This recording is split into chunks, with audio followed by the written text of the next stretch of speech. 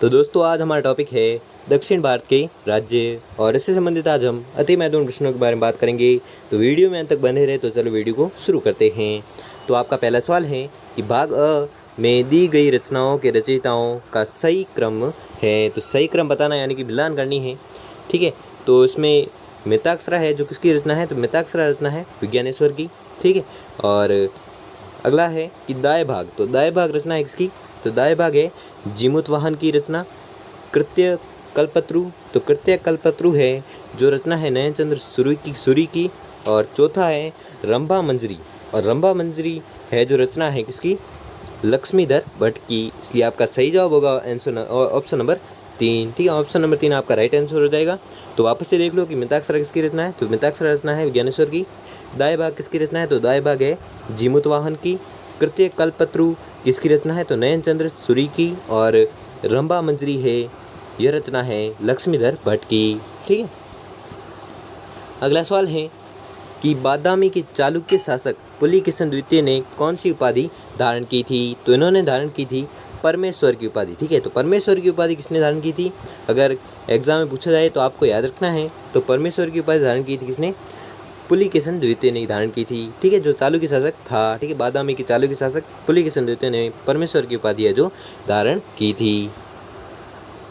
अगला सवाल है कि कोणार्क सूर्य मंदिर का निर्माण किसके शासनकाल में हुआ था, तो यह हुआ था किसके शासनकाल में, तो यह हुआ था गंग शासक नरसिंह देव के शासनकाल में। ठीक है, तो गंग सिंह नरसिंह देव के शासनकाल में क्या हुआ था, तो यह हुआ था कोणार्क सूर्य मंदिर का निर्माण हुआ था। ठीक है, तो कोणार्क सूर्य मंदिर का निर्माण किसके शासनकाल में हुआ, तो आपको याद रखना है इसका निर्माण हुआ था गंग शासक नरसिंह देव के शासनकाल में।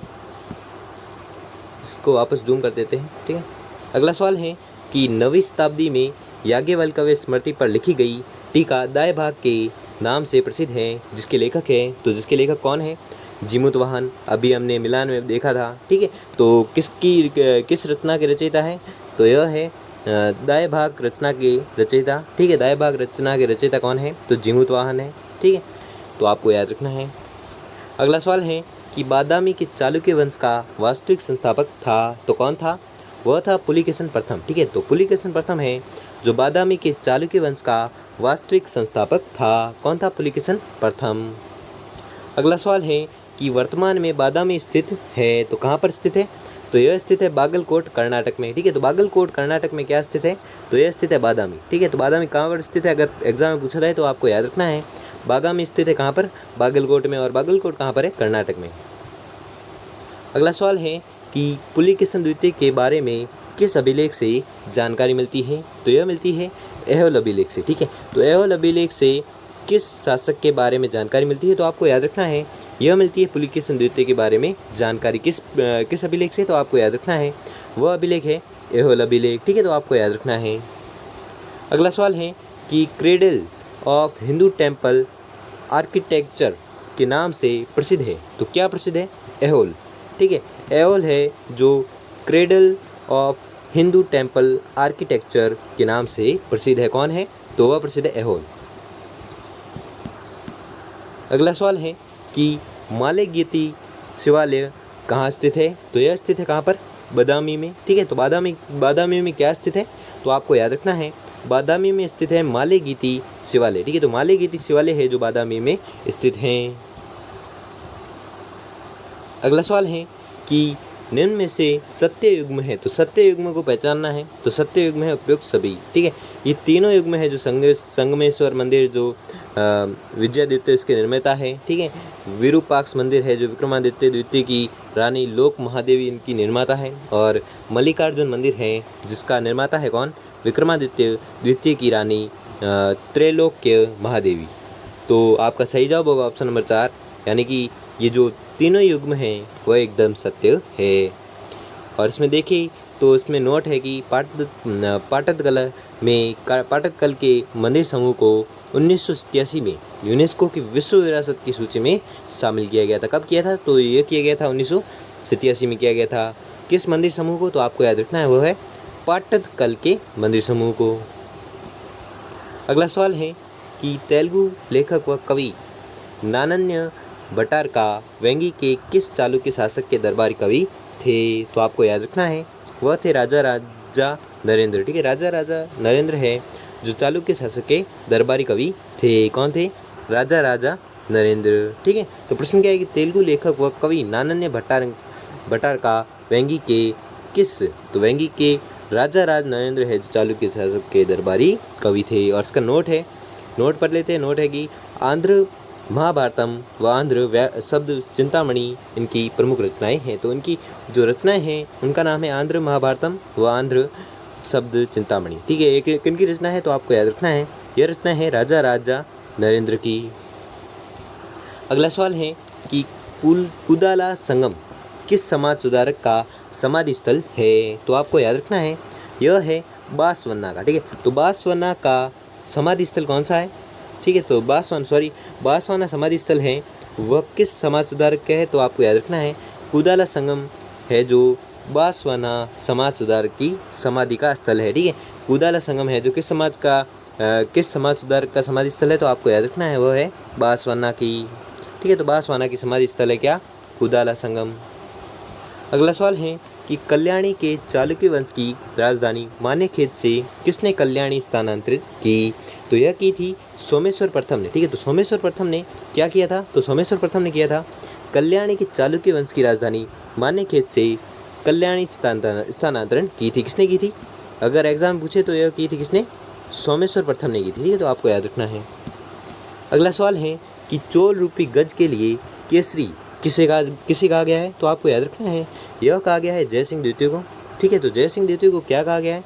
तो जय सिंह द्वितीय को कहा गया है चोल रूपी गज के लिए केसरी कहा गया है। किसे कहा गया है? तो आपको याद रखना है यह कहा गया है जय सिंह द्वितीय को। ठीक है, अगर एग्जाम पूछे कि चोल रूपी गज के लिए केसरी किन्हें कहा गया है तो आपको याद रखना है वह कहा गया है जय सिंह द्वितीय को।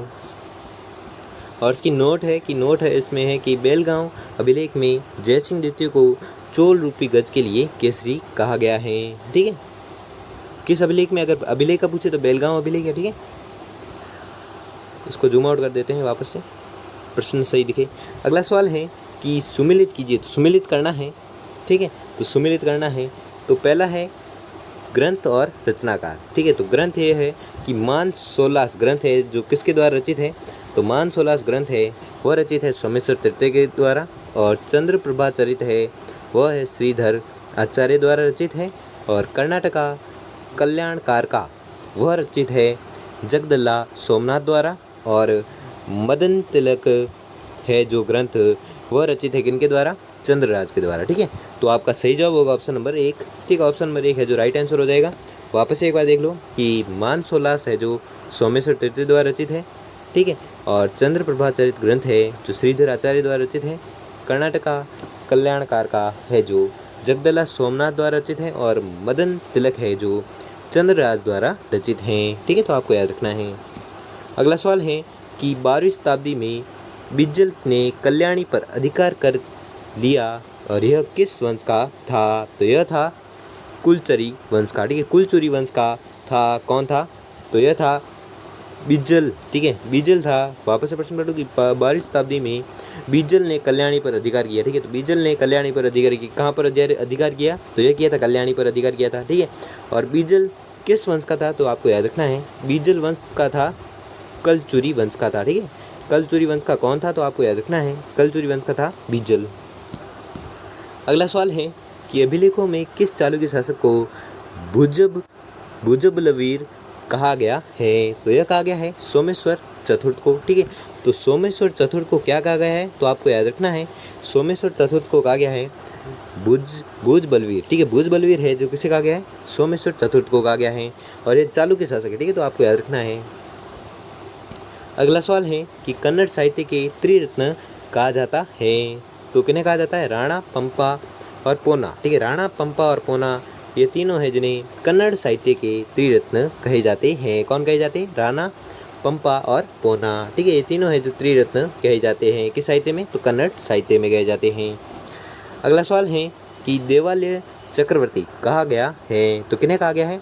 यह कहा गया महादेव मंदिर इटागी। ठीक है, महादेव मंदिर को देवालय चक्रवर्ती कहा गया है। और इस महादेव मंदिर ये कहाँ पर स्थित है? तो आपको याद रखना है यह स्थित है इटागी में। ठीक है, तो इटागी में स्थित महादेव मंदिर को देवालय चक्रवर्ती है जो कहा गया है।